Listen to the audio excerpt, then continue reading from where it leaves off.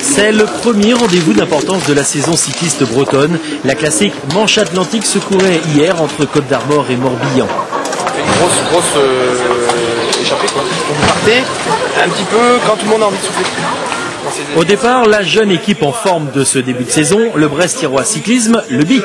Affaire de dopage ou pas, présence de tricheurs dans les pelotons professionnels ou non, ces espoirs vivent pour leur sport, oui. Le cyclisme fait encore rêver ces jeunes coureurs. Oui, je pense, sinon on ne ferait pas ça aussi sérieusement, on ne ferait pas autant de sacrifices pour le vélo.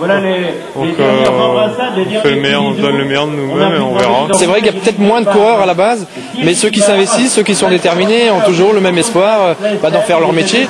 Ils ont entre 19 et 23 ans, évidemment que c'est un investissement très important au quotidien et donc ils ont exactement les mêmes rêves qu'il y a 20 ans. Le club de Brest souhaite relancer la pratique du vélo dans la cité du Ponant. Pour former de jeunes champions, le BIC a donc monté une équipe mélangeant des espoirs en formation et quelques anciens coureurs, forts de leurs expériences, bonnes et mauvaises. Quand j'avais 19-20 ans, je rêvais comme eux aussi, donc je me retrouve un petit peu justement dans leur mentalité. Donc je suis là pour les aider justement, éviter les erreurs que j'ai faites par rapport à ça, mais c'est bien d'avoir des jeunes justement motivés comme ils sont, faire le métier comme on dit, et parce que par rapport au vélo qui va actuellement très très mal quand même, donc ça fait du bien et je pense qu'ils peuvent aller très haut. Hier, loin devant les Brestois, ce sont les professionnels de l'équipe Bretagne qui ont dominé la course. Qui a dit que le cyclisme n'attire plus le public? À Plumelec, c'est devant une foule énorme que Sébastien Durel a emporté, devant ses équipiers Lelay et Pétillot.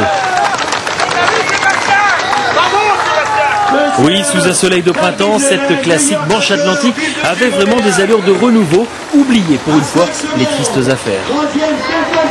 La nouvelle génération a une mentalité complètement différente et je peux le dire ouvertement que le cyclisme amateur, au moins breton, parce que c'est le milieu que je connais, est assaini à 100%.